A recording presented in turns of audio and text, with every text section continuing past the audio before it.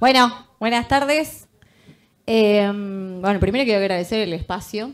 Me voy a presentar, porque veo algunas caras conocidas, otras no. Así que, bueno, mi nombre es Mariela Esquenone. Yo soy de profesión contadora. Tengo una especialización en finanzas. Y ya hace 17 años que me dedico al mercado inmobiliario. Esencialmente en lo que es consultoría, en estructuración y administración de proyectos, en auditorías y actualización en general. Soy docente además. Y bueno, siempre, obviamente, estoy más bien convocada cuando hay actualizaciones, cuestiones impositivas, esas cosas, y que yo celebro este espacio donde puedo hablar de algo que me gusta un montón, que es otra forma de hacer negocios. No solamente sobre la forma de hacer negocios, sino sobre los modelos de negocios que entendemos nosotros, que es la tendencia que viene, ¿no? Y celebro la presencialidad, aunque se fue la mitad del público, no importa, yo voy a hacer como que hay un montón de gente, aunque se fue... Ah, estás filmando, hay un montón de gente. No, celebro la presencialidad porque las pocas caras que conozco están acá y hay otras que están nuevas, pero además celebro porque, digo, aunque ya venimos teniendo eventos presenciales después de la pandemia y qué sé yo, es como que un poco cada vez que nos volvemos a encontrar celebramos este espacio de volver a vernos las caras y qué sé yo, porque además, aunque nos conozcamos o no, todos ya no somos los mismos que éramos hace 2 años, ¿no? Estamos como reencontrándonos en nuestras nuevas versiones personales, profesionales, etcétera. Acá, levante la mano quien hizo cambios en los últimos 2 años. Levante la mano quien hizo cambios en los últimos años. Cualquier tipo de cambio, somos todos distintos, ¿no? Y en este tema de ir viendo, creo que como la variante que hubo durante estos últimos años es que todos empezamos a buscar formas distintas de hacer las cosas, ¿no? Formas distintas de vincularnos, de relacionarnos familiarmente, profesionalmente, de formas distintas de hacer los negocios. Y hay como, yo veo una tendencia, y dentro de esa tendencia lo que por ahí podría remarcar más es la tendencia esa a simplificar, ¿no? A generar formas más simples de hacer lo que hacíamos antes, que de repente nos dimos cuenta que esto era posible por la pandemia, por las restricciones que tuvimos. Empezamos a darnos cuenta que teníamos otra forma de vincularnos con la gente, que teníamos otra forma de vincularnos con los clientes, que los mismos negocios que estábamos haciendo los podemos hacer de una manera distinta. Y en en un concepto más amplio de simplificar, está también este tema de generar mayor acceso, ¿no? De buscar en los perfiles de clientes que tenemos, considerarlos para un esquema de negocio y empezar a generar mayor accesibilidad a este negocio que, ahora voy a ir a lo que es el meollo, digamos, del título de la charla que le pusimos, un poco ambicioso, yo lo sé, pero le vamos a dar contenido. Porque esta charla es Desarrollo 3.0. Para los que están afuera se la están perdiendo. Desarrollo 3.0, que es, bueno, pensemos que es el 1.0, 2.0, ¿no? Yo lo voy a decir con mis palabras. Juan, hola. Sí, era yo la que gritaba. Acá Juan después les va a explicar con mayor tecnicismo. Yo soy muy de ir al llano, a mí me gusta hablar de negocios. Cuando tengo alumnos en el posgrado o en cualquier lugar donde voy a dar una charla, siempre trato de bajar el negocio a algo que sea tangible para todos. Estoy acostumbrada a hablar con arquitectos, que por ahí es un poco más difícil hablar de números. Entonces, a mí me interesa que podamos ir un poco más al fondo de lo que es el negocio. Y siempre les digo que cuando quieran saber si un negocio es bueno, primero van a tener que responderse 3 preguntas, ¿no? ¿Dónde está la ganancia de ese negocio? ¿Cómo me llevo esa ganancia y cuándo me la llevo, ¿no? Esas 3 preguntas son las que nos permiten, hola Dani, evaluar el negocio y así es como yo lo veo. Y en ese proceso, en estos últimos 17 años, donde habré trabajado para muchísima cantidad de desarrolladores, armándoles negocios nuevos o reestructurando sus negocios, pude ver qué es lo que hacen y cómo hacen. Y yo voy a contar qué es lo que yo entiendo como desarrollo 3.0. Para eso voy a ir a lo que yo digo desarrollo 1.0. Vamos a centrarnos en la parte del negocio inmobiliario que está más vinculada con construir para vivir, ¿no? Es decir, como este primer destino donde yo construyo para vivir. Más allá de que después pueda haber un negocio, pero el foco está puesto en el uso, ¿no? Esto para mí es lo que es el desarrollo 1.0, ¿no? Es decir, construir para vivir, lo que por ahí hacían nuestros abuelos, que por ahí lo hacían solos como autoconstrucción, o por ahí se juntaban algunos y hacían un consorcio. Esta es como la primera rama de lo que es el desarrollo. La segunda rama ya se pone un poco más de foco en el negocio, no tanto en el uso o en el destino final, sino en el negocio que hay de fondo. Entonces ya hablamos más de desarrollo un poco más colectivo, donde juntamos dinero entre varios, y ahí se empiezan a armar esquemas de negocio, sociedades, fideicomisos, y otros modelos donde pasamos de la autoconstrucción o el desarrollo enfocado en uso a el desarrollo con un poco de foco en el negocio, ¿no? Un poco bastante de foco en el negocio, donde empezamos a ver que hay una parte del negocio que la tenemos que financiar, para lo cual tengo que ofrecerle a quienes vayan a ser mis inversores una rentabilidad, un negocio en el medio hasta que eso se construye, y finalmente el uso. Lo que para mí es el desarrollo 3.0, más allá de lo que Juan va a explicar con mucho más detalle y tecnicismo, es esta versión mejorada del desarrollo 2.0 con la aplicación de tecnología, todo lo que tiene que ver, todo lo que estamos viendo, tema de blockchain y demás, todo el esquema que se viene moviendo atrás. Y yo cuando hablo del cambio, sobre todo el cambio que se produjo durante los últimos 2 años, siempre digo que el cambio del cambio es la velocidad con la que se están dando los cambios, ¿no? Es decir, lo que antes por ahí teníamos un horizonte temporal para analizar un negocio de largo plazo de 10 años, hoy ese largo plazo se achica, ¿no? El tiempo en el que tenemos que evaluar si un negocio funciona, si me quedo, si me voy, si voy a estar ahí, si no voy a estar ahí, se achica. Ese periodo de tiempo ya no corre con la misma lentitud con la que pasaba antes, y las cosas se van sucediendo y se van solapando y nos van tapando los resultados.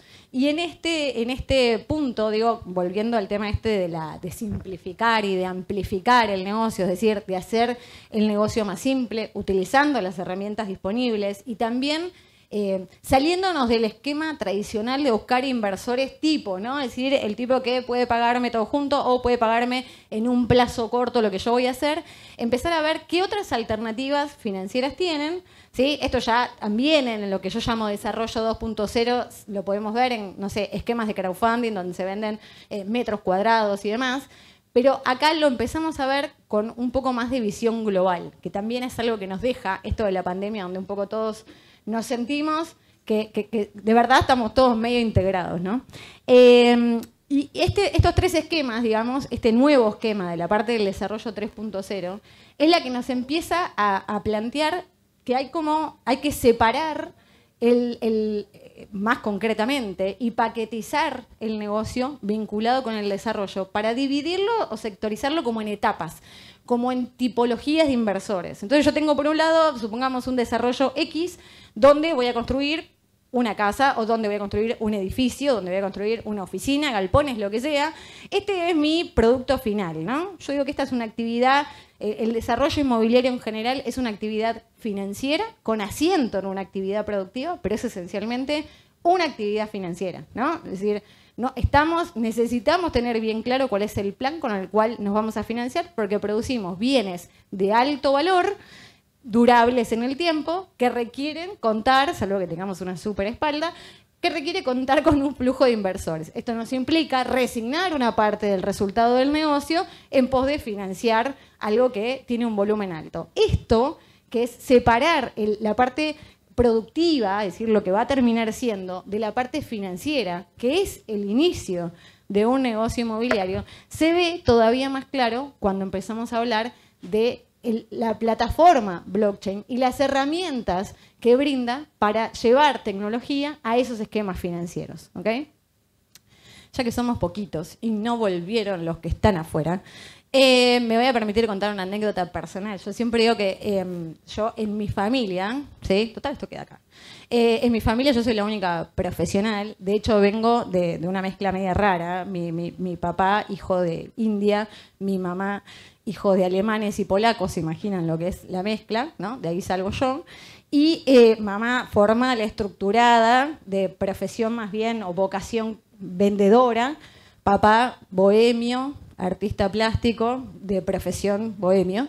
Entonces, claro, de esas mezclas, ¿no? En ese concepto artesanal que tiene mi papá y en ese concepto tan estructurado, Obviamente, mis viejos se casaron en el 70 y mi abuelo, o sea, el suegro de mi papá, le decía a mi papá, tenés que comprar una casa, tenés que comprar una casa, tenés que comprar una casa.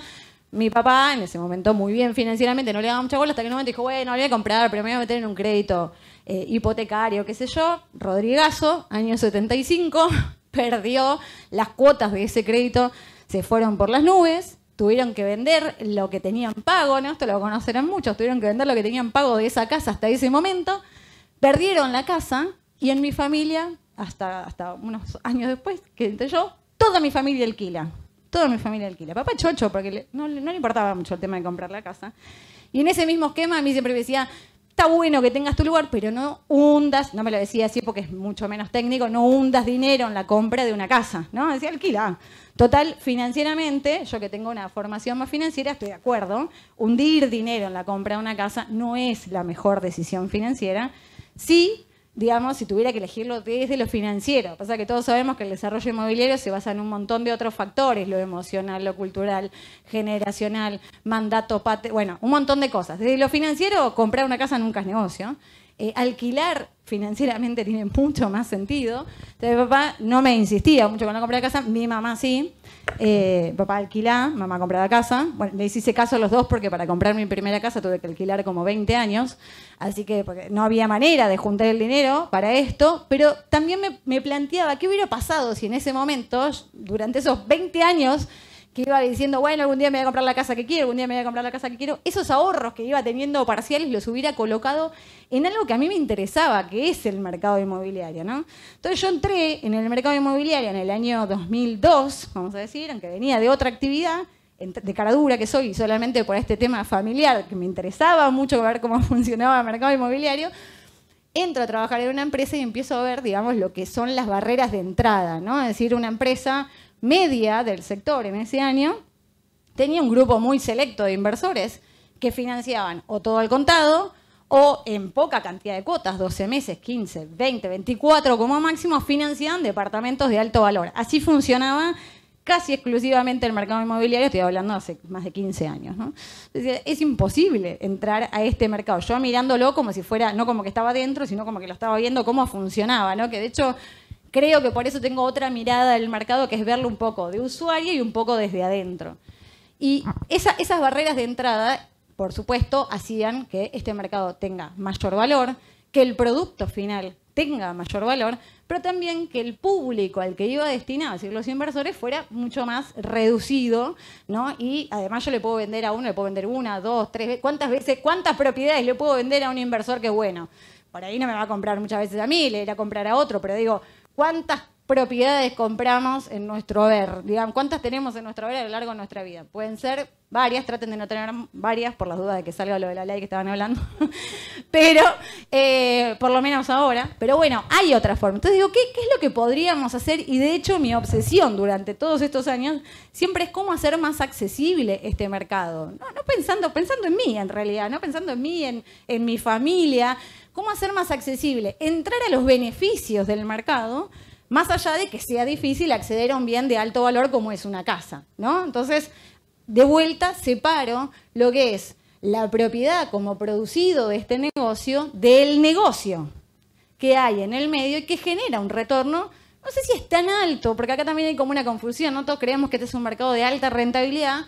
Yo digo que es un mercado de mucho flujo de dinero, no estoy tan de acuerdo en que sea un mercado de altísima rentabilidad. Por eso, sí considero que al ser un mercado de mucho flujo de dinero a lo largo del tiempo, la correcta administración de ese dinero justamente es lo que permite obtener retornos. Es decir, si sabemos usar ese dinero que además estamos también captando de terceros.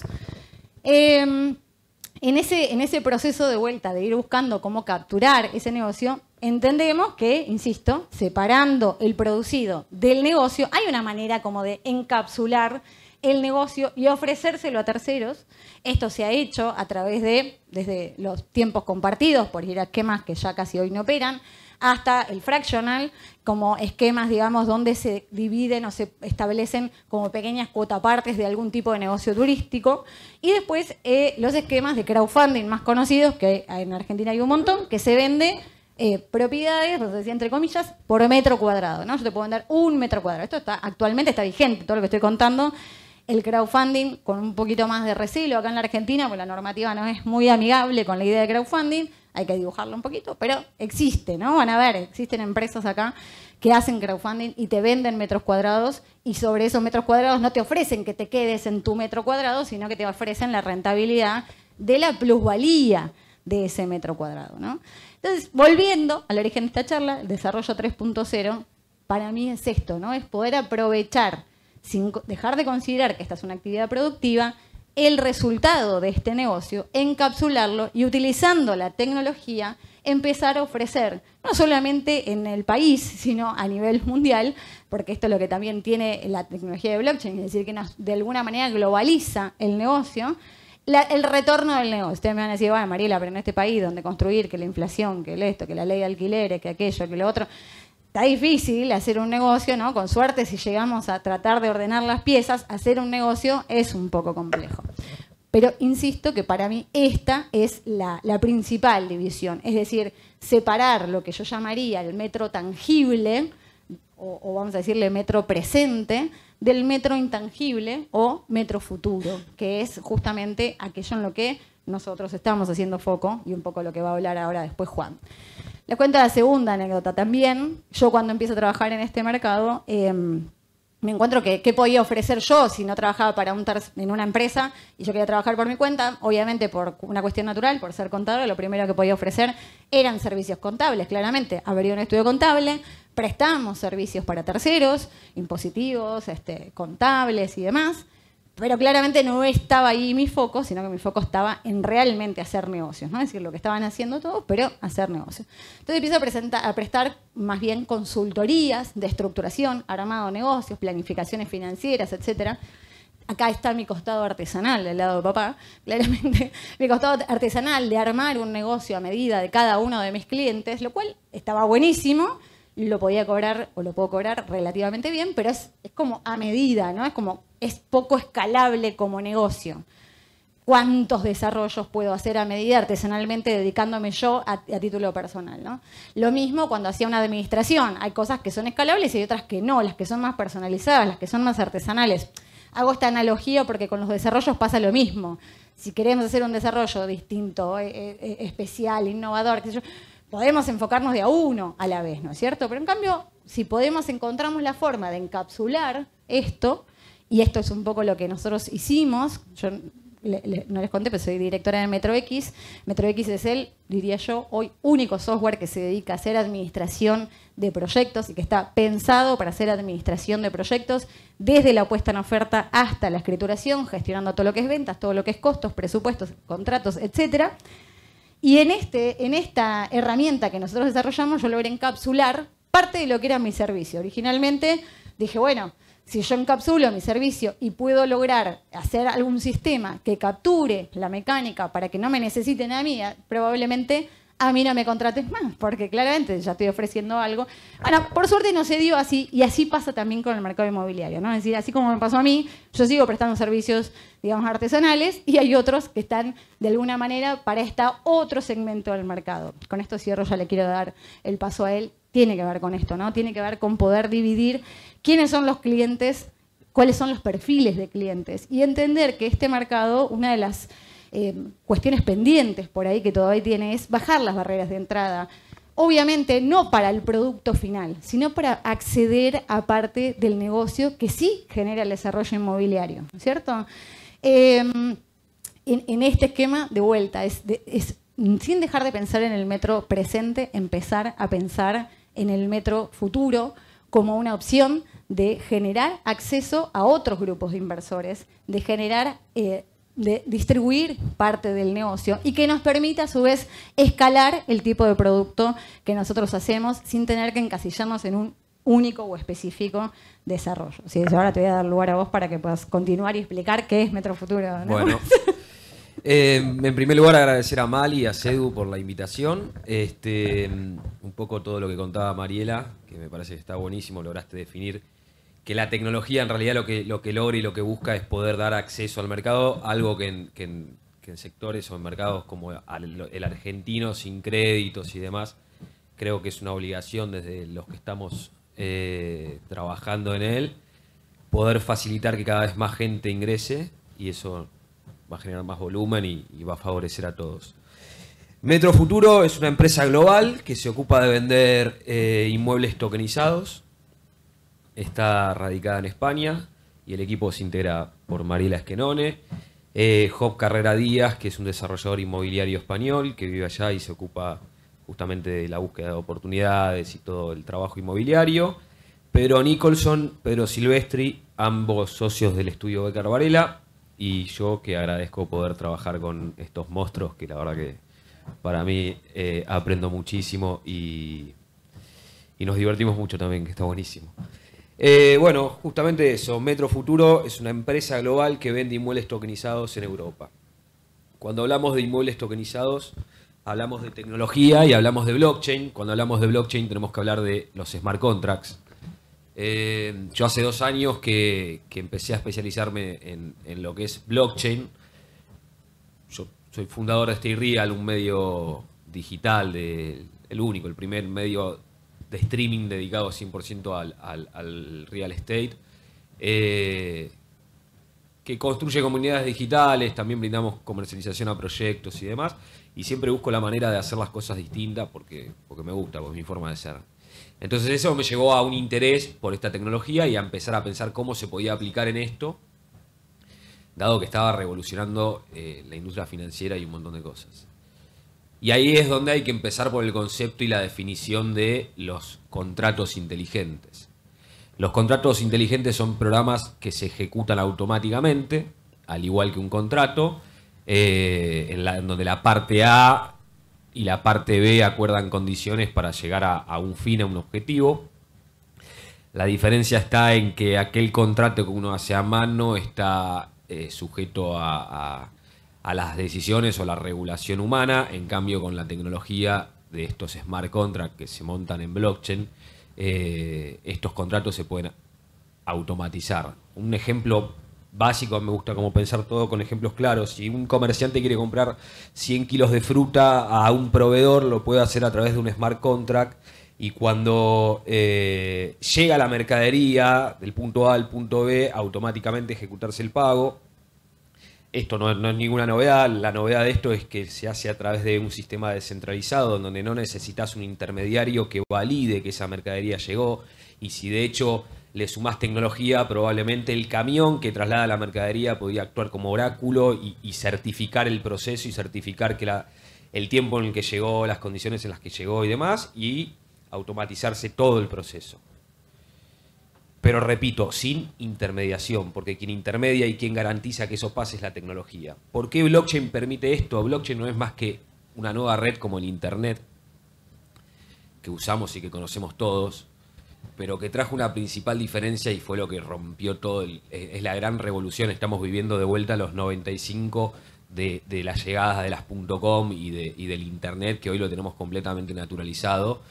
Con blockchain está pasando lo mismo. Es una red que transferimos datos y demás como Internet, con la particularidad de que permite transferir valor único. Y si vos podés transferir valor único en una red, lo podés transferir un activo. Se puede llamar una moneda, un token o lo que sea. Se puede transferir un activo de una manera segura y demás. Y con la facilidad de mandar un mail.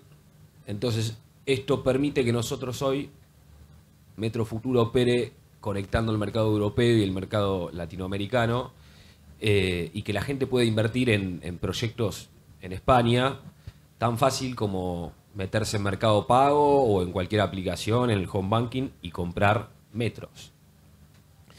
Desde Metro Futuro lo que hacemos es comprar departamentos a refaccionar, los alquilamos durante 2 años y lo vendemos para obtener esa plusvalía.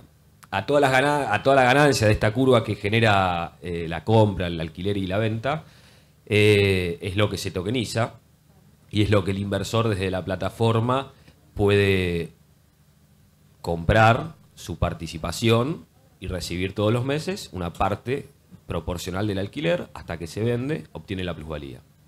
Hoy lo estamos operando a nivel privado, ajustando algunas cosas de la plataforma y demás, para después sacarlo ya a venta masiva, digamos. Dirán, bueno, ok, los crowdfunding también dan participación, ¿no? Sí, está bien. La diferencia está en que esto está transformando a un nuevo consumidor, porque cuando vos compras el token, o este instrumento, o este metro, al hacerse en blockchain y en esta red y a través de los smart contracts y toda la tecnología, quien compra al inversor le pertenece este token. Entonces, tiene su metro almacenada en su billetera digital, que le da 50 euros por mes, por ejemplo, y también puede venderlo si quiere. Entonces, estamos transformando metros cuadrados en un instrumento financiero que se puede invertir a nivel global, pero además como una moneda de cambio. Yo creo que el mercado que se viene, y está pasando, y no estamos muy lejos de esos 25 años atrás en donde se vendía por diarios y hoy ya es impensado un clasificado, está pasando exactamente lo mismo. Va a ser un mercado en el cual la gente va a poder elegir un proyecto en España, en Italia, en Colombia, en Brasil, y tener pequeñas partes de cada proyecto con distintas rentabilidades, distintas entradas y salidas y demás. Recibirlos en su billetera, estando donde sea. No tiene nada que ver con las criptomonedas. De hecho, nosotros en Metrofuturo puedes comprar en euros, dólares desde el banco de manera tradicional. No tiene nada que ver con eso. El mundo cripto es una pata más que usa esta tecnología. Pero bueno, en Metrofuturo compras metros de tu banco con euros y transferís. Argentina es un poquito más complicado porque, bueno, Argentina. Y creo que ese es el mercado al que vamos y el que cada vez más fuerte se ve. La posibilidad de que el inversor pueda tener diversificadas en distintas partes del mundo, en distintos proyectos. Y repito, esto evita intermediación, porque hoy el consumidor es el que opera. Por supuesto hay que generar cada vez más demanda, hay que capacitar esa demanda, pero le estamos dando la fuerza al consumidor, las herramientas al consumidor. El que tiene un token de Metro Futuro equivale a un metro de un departamento en Sevilla, por ejemplo, y eso es una moneda de cambio. Si esa persona después quiere comprar un auto o cualquier otro bien, lo puede intercambiar. Entonces, si yo tengo un token en Metro Futuro y a Mariela le quiero comprar su auto, mi token está respaldado por un activo inmobiliario y además genera intereses mensuales. Me transfiere $100 y yo le transfiero el token. Y ese es el mercado secundario. Y eso está pasando y eso cada vez es lo que va a ir cambiando esta manera de operar. Porque, repito, el consumidor hoy tiene el poder con esto. Ya no necesita de un intermediario, no necesita de un operador. Entonces va a ir cambiando la figura de cómo le vamos a vender a esa persona. Él puede hacer uso y operar su token como quiera. Eso es blockchain, eso es la independencia, la falta de intermediación, la descentralización. Y yo creo que si lo vemos y si lo aprovechamos, el mercado inmobiliario es, a mi entender, uno de los mejores mercados para invertir porque, es verdad, hay otros tipos de mercado que dan más rentabilidades, pero pocos tienen la seguridad y la garantía de este. Entonces, si nosotros aprovechamos toda esta tecnología y la respaldamos por activos reales que mueven la economía, tiene una fuerza gigante.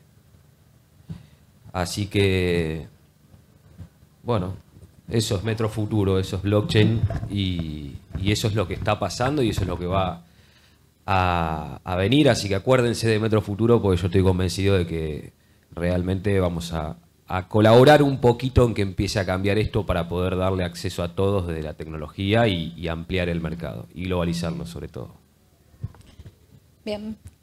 Bueno, yo te quisiera preguntar porque me imagino que la gente, aprovecho y te pregunto, un poco si podemos distinguir este tema de cripto de tokens, ¿no? Para dejar bien un poco más en claro qué es un token, que digo, porque una cripto siempre es un token, pero un token no siempre es una cripto. Un token es una representación digital de un activo en la vida real. O sea, al día de hoy lo que se digitalizó del mercado fue la captación del cliente. Con los smart contracts lo que hicimos fue digitalizar el negocio en sí. Si yo tengo 1000 metros cuadrados a construir o construidos, yo hago una representación digital de esos 1000 metros cuadrados. Al tenerlo digitalizado, el negocio, obviamente, no el uso del metro, no es que vos no tenés una escritura de ese metro, nadie podría vivir en un metro.